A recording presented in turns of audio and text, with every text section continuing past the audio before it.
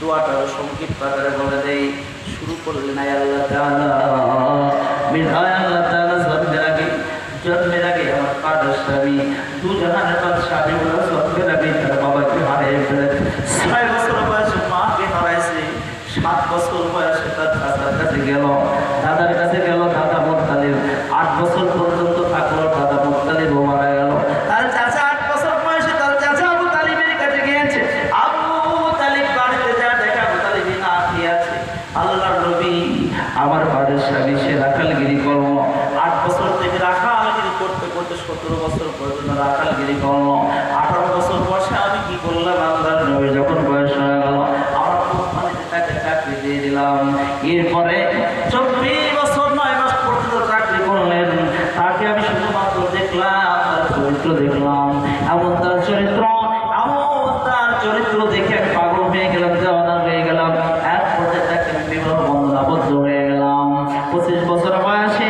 এরপরে একটা সময় এসে আমাকে বললো, খাদিজা, ও খাদিজা, সম্পদ লাগবে, অনায়াসে সব সম্পদ ইসলামের জন্য আমি বিলাইয়ে দিলাম। আমি ধনাঢ্য মহিলাদের মধ্যে, হপ্তার মধ্যে ধনাঢ্য মহিলাদের মধ্যে আমি 1 নম্বর ধনী মহিলা। কিছুর অভাব ছিল না গো আল্লাহ, সব কিছু আমি দিয়ে দিলাম গো আল্লাহ। ও আল্লাহ তাআলা, আমি বড় দুঃখ না, আমি তো বুঝি না, আমি এত বড় ধনী মহিলা হওয়ার পরেও আমার স্বামী আজকে আমার ঘরের ভিতরে এসে খানা যাবে, আমি খাদিজা খানা দিতে পারবো না, আমি এটা কোনোদিন অনুভব করতে পারি নাই। আল্লাহ, আমার স্বামী আমার কাছ থেকে খানা চায়, আমি দিতে পারবো না, আমি কোনোদিন এটা তো আমি ভাবতেও পারি নাই গো আল্লাহ। ও আল্লাহ, আল্লাহ গো, তোমার কাছে ভিক্ষা চাই, আমার ঘরের স্বামী তুমি দেখাতে পারছো, স্বামী বললাকে তুমি দুনিয়ার মধ্যে বাঁচায় রাখো। আল্লাহ গো, আমি খাদিজাকে, আমি বুড়া মানুষ, আমি বুড়ি মানুষ, আমাকে তুমি দুনিয়ার থেকে নিয়ে যাও।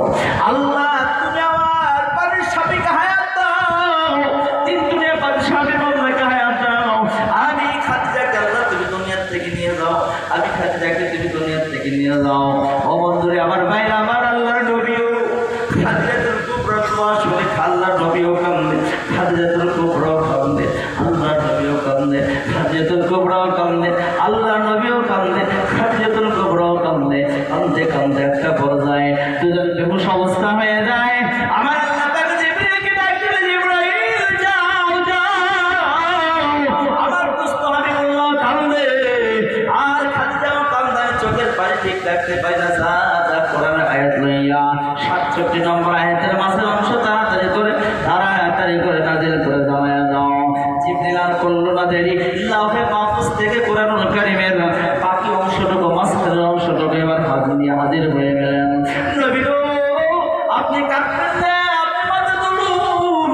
আল্লাহ পাক কোরআনের আয়াত নাজিল করে দিয়েছেন, ওয়াল্লাহু ইয়াসিমুকা মিনাল্লাহ।